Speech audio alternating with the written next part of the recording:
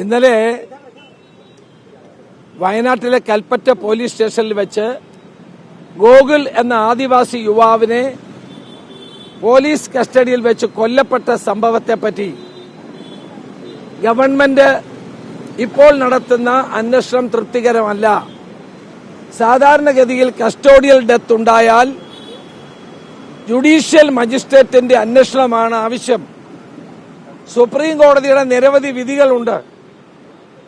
കൽപ്പറ്റയിലെ police സ്റ്റേഷനിൽ വെച്ച കസ്റ്റഡിയിലെടുത്ത യുവാവാണ് ഗോകുൽ.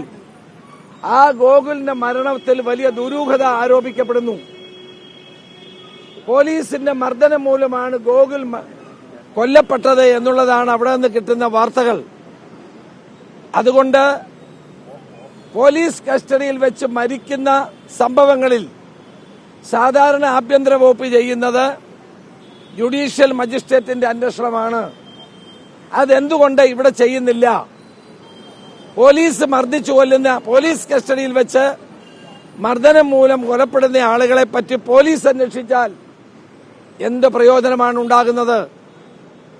അപ്പോൾ കൽപ്പറ്റ പോലീസിന്റെ കസ്റ്റഡിയിൽ വെച്ച് മരണമടഞ്ഞ ഗോകുൽ എന്ന ചെറുപ്പക്കാരന്റെ ദുരൂഹ മരണത്തെപ്പറ്റി, കൊലപാതകത്തെപ്പറ്റി ചീഫ് ജുഡീഷ്യൽ മജിസ്ട്രേറ്റിന്റെ അന്വേഷണം ഉണ്ടാകണം.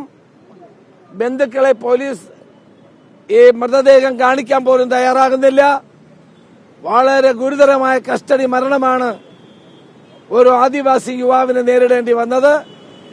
ഇതേ സംബന്ധിച്ച് അടിയന്തരമായി ജുഡീഷ്യൽ മജിസ്ട്രേറ്റിന്റെ അന്വേഷണം ഞാൻ ആവശ്യപ്പെടുകയാണ്.